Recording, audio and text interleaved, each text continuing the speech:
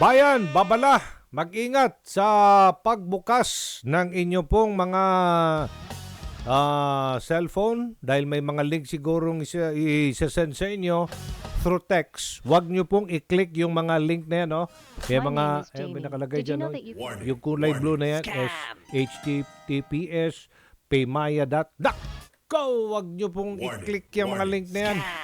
Undersecretary Alexander Ramos ng DICT, makakausap natin. Yusek Ramos, good morning. Ay, good morning po. Yes sir, bakit po? Ito, nakikinig ating mga kababayan.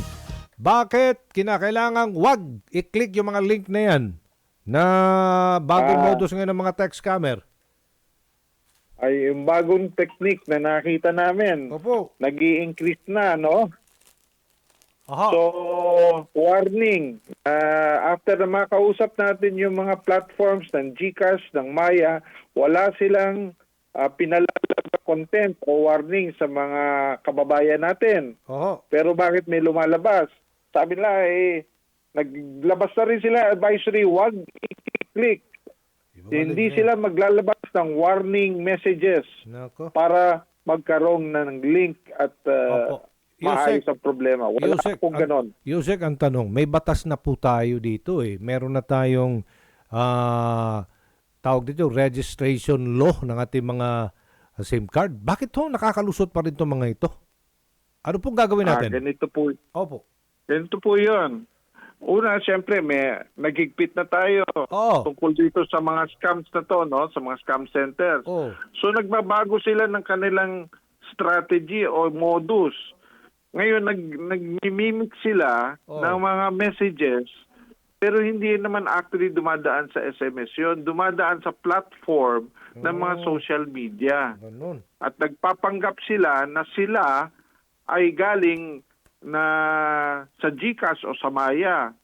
So, hinahanap solusyon yun kasi ito'y cross-platform connectivity Wala ba tayong solusyon dyan, sir? Sa ngayon, hinahanapan natin. O sige po. Kasi hindi siya saklaw ng ating batas. Ganun ba? Pero pwedeng ma-detect ito ng ating mga sistema.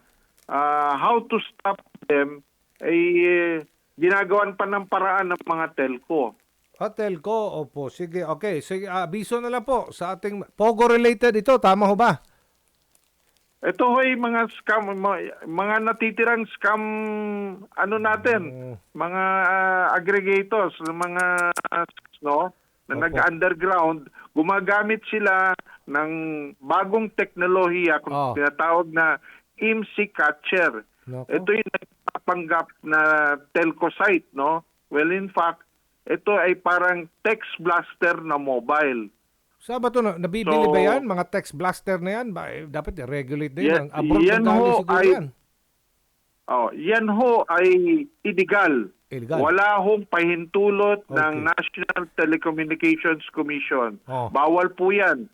Ngunit na-smuggle papasok ng Pilipinas. Okay, sige sir. Kaya hinahanap po namin yan. Opo, abiso na lang po sa ating pong mga listener, ating mga viewers po ngayon sa scam na ito. Sa ating mga kababayan, kung meron kayong matatanggap na warning tungkol sa inyong e-wallet, no?